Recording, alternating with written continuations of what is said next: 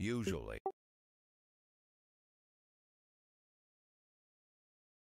before I go shaking my tits for the press, I like to go see how the profession.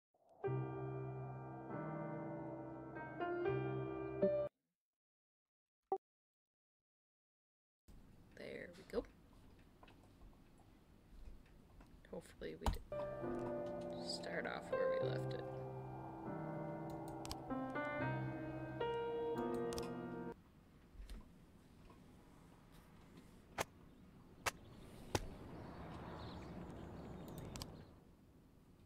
Yep. Why would a man need a barn to store all the stuff you can't bring home? About 30 years ago, back when I was young and interested in farming, I carried all kinds of junk home. After a day in the field, I'd come home with buckets, shovels, dirty boots and clothes, and instantly transform the living room. But even back then, there's something I always kept in the barn. Drugs.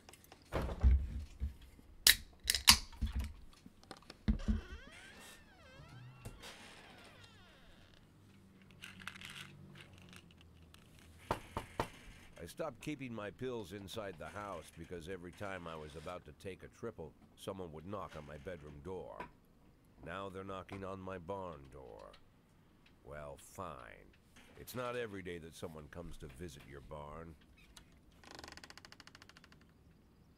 In all the years we worked together, Kendrick never came to visit the house. We drank at bars, went fishing, went to the mountains, even chased off some poachers one time. But he never came for dinner with the family. We never watched football over here. And now he's brought his friends to visit my barn. I always try to look unsurprised, like it's an everyday thing to get visitors at the old barn, especially guests with their own personal bodyguards. But Kendrick is sharp enough to see he's caught me with my pants on backwards. Sorry for the surprise, Jack. We saw you from the car. Figured we'd find you in here. I'm going in for a minute, fellas. These guys will wait outside.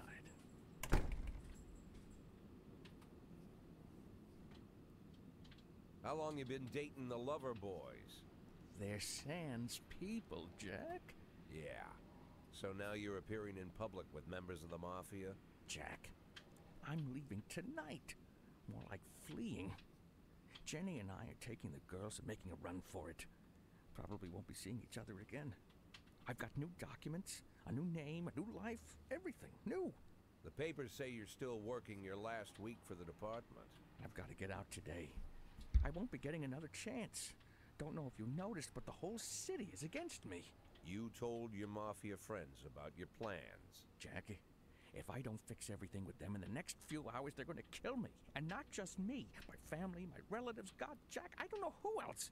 They found out that I was planning to run and they demanded that we close our contract today.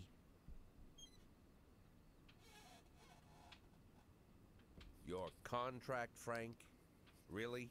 Is that how you talk now? Maybe you should call in the lawyers to straighten all this out. Now is not the time, Jack, please. I have a commitment to them until the end of the year.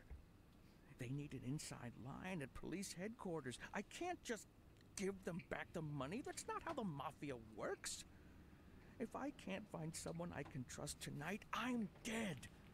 You know me, Jack. I wouldn't ask you if I wasn't afraid they'd cut my daughters to pieces before sunrise. He's the damn fool who puts his daughters in the crosshairs in the first place.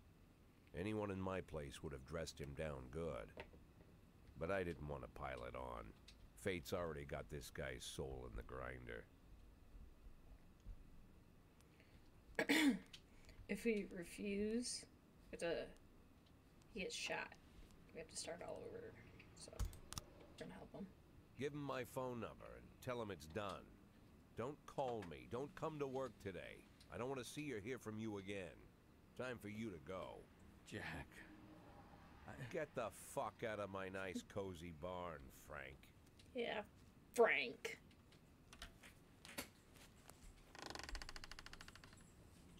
At the time, I was trying not to think about what just happened. It was almost too much to take in.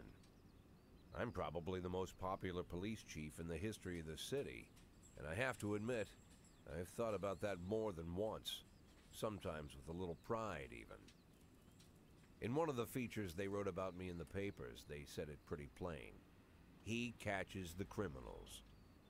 Believe me, high praise like that is unheard of in Freeburg, especially for a cop. And here I am, the person who catches criminals, and I've agreed to help the Mafia, or I'll come home to a bag stuffed with my kids' body parts. Right before the last hammer falls. Hey, remember that cop who caught criminals? It turns out he was a Mafia bitch. And all for the sake of a greedy, corrupt cop who should have fled the country years ago. That sound right to you?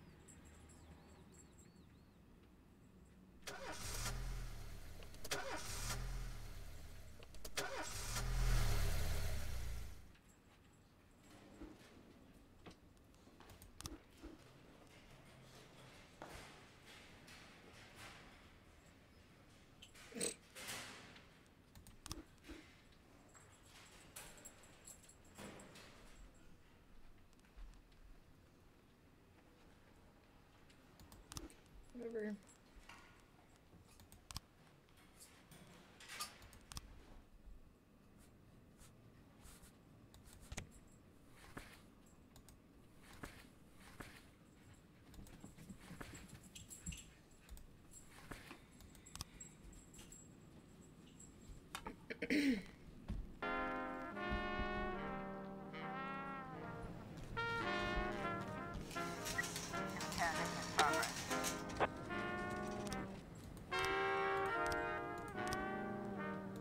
Ugh, it's tomorrow.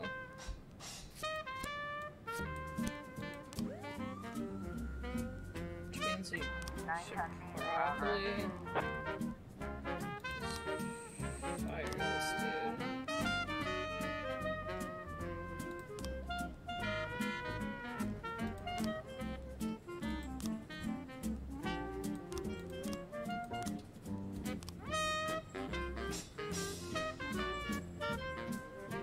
Dang it. We're so close.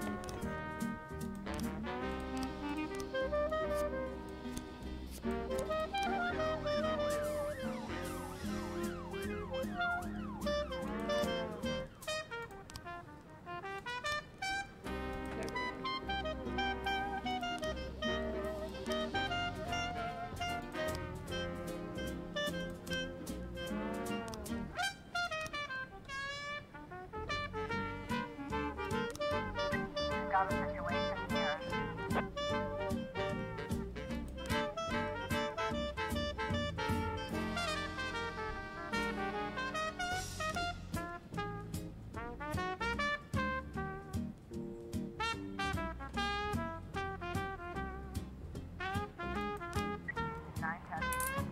Oh no.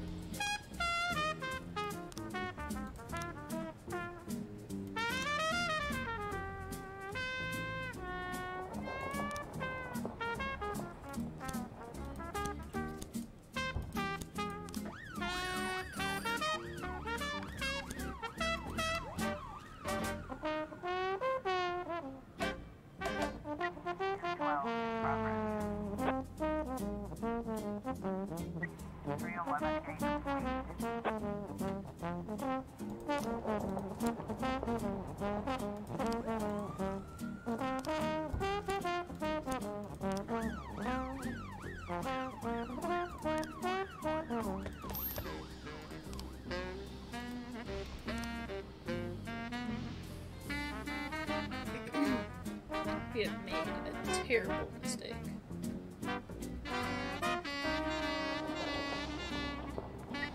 Well,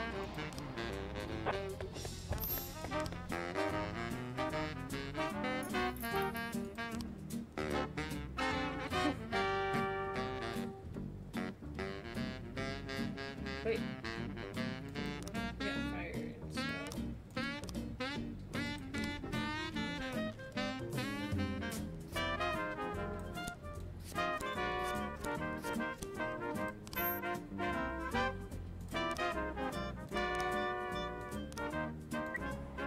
in progress.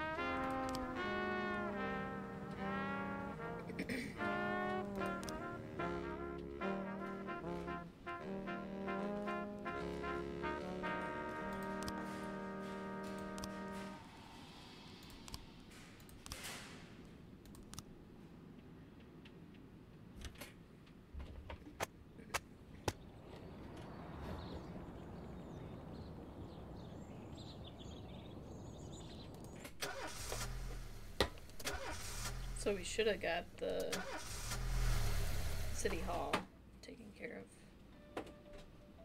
Mr. Boyd, there was a man here earlier. He left you this. A man? What man? Who let him on this floor? I don't know. I've never seen him before. I asked him his name, but he just ignored me. He was talking on a big telephone, you know, one of those portables. He gave me this envelope and left. Damn. Okay, let's see about this.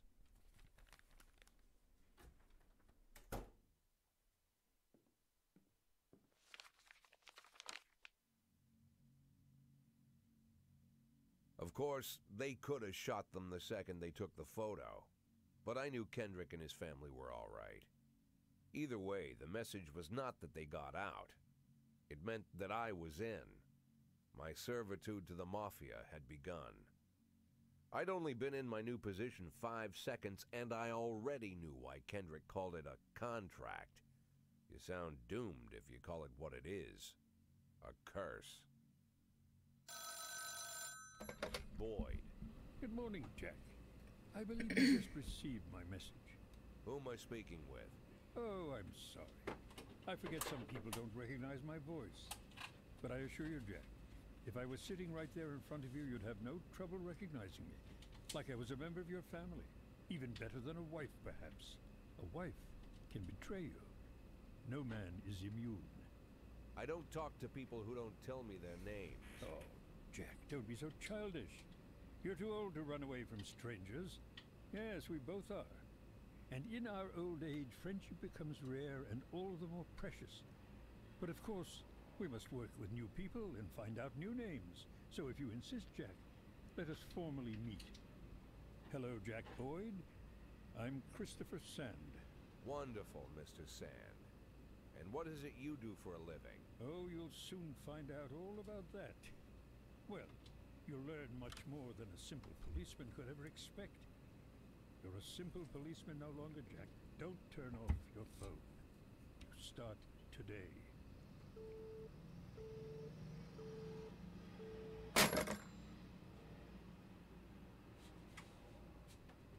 Eight in 10. It's been my go-to principle since my first day on the job. I've got to let my colleagues hush up what they need to, 2 out of 10 times, so that they'll help me with the remaining 8. 80 out of 100, 800 out of 1,000. I'm proud of those statistics. It's not so bad for Freeburg, right? But now I just officially became a mafia whore. I'm supposed to be fearing for my life, for the lives of my wife and children. But the only thing I can think, what's gonna happen to 8 and 10?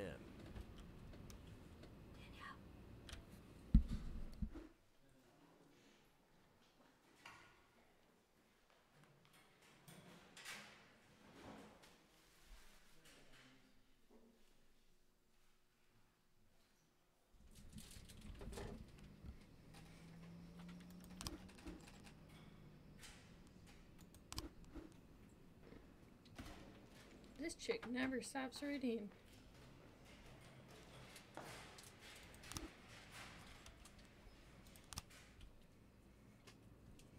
Alright.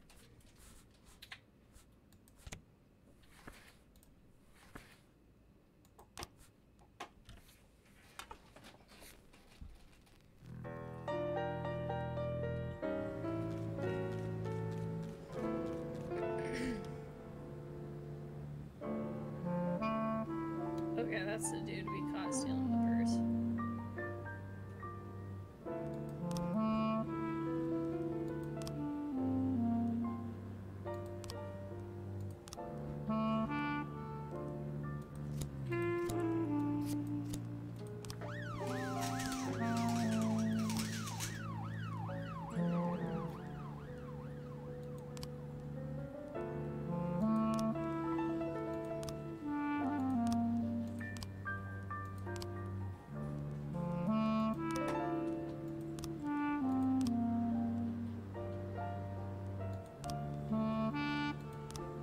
There we go.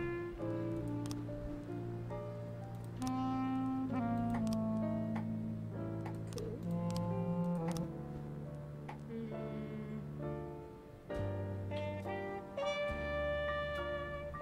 Think I want that.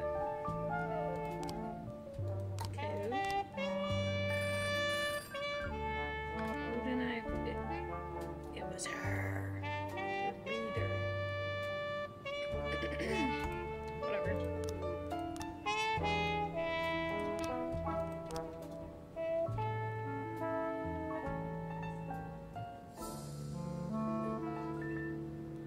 Okay, we have 4 days to take down the gang.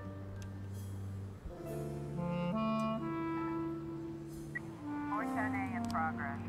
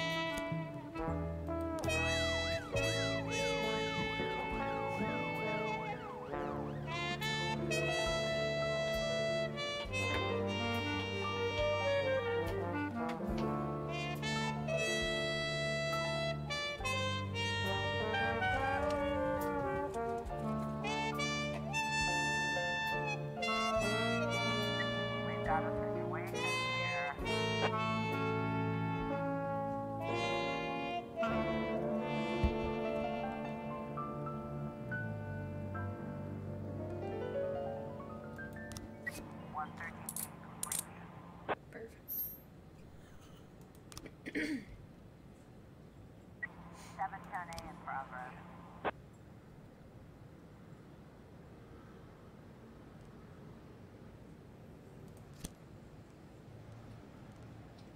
Let's do that. It's probably... I can't remember if that one was false alarm or not.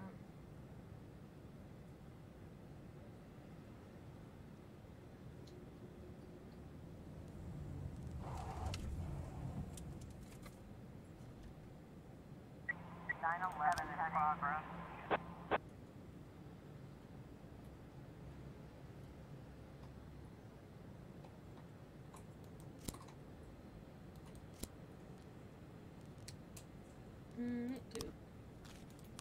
Do this.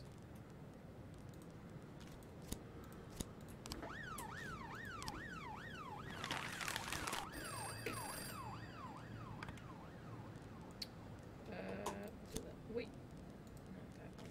This dude.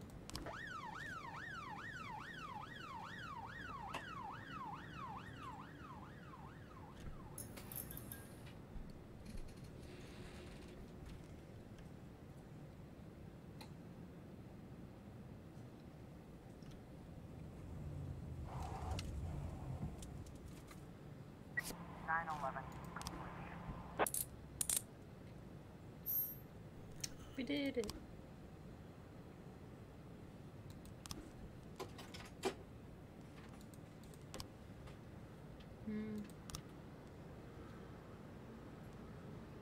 Pretty sure I did that, but let's see what's going on with that.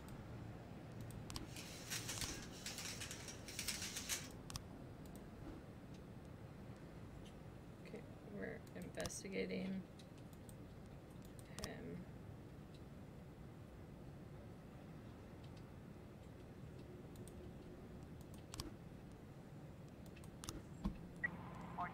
In progress.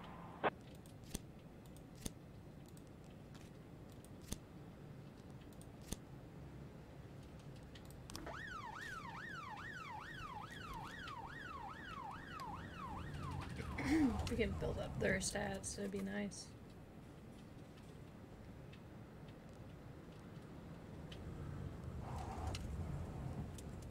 Just I don't want to lose the girls, to be honest. Officer on scene. Looks like we have a situation here. 412. Got him with the sextile.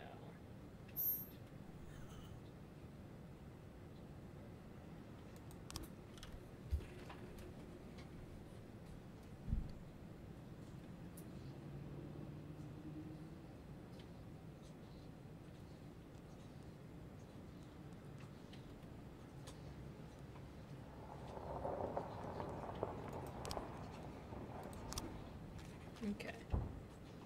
So he's the only one with the key.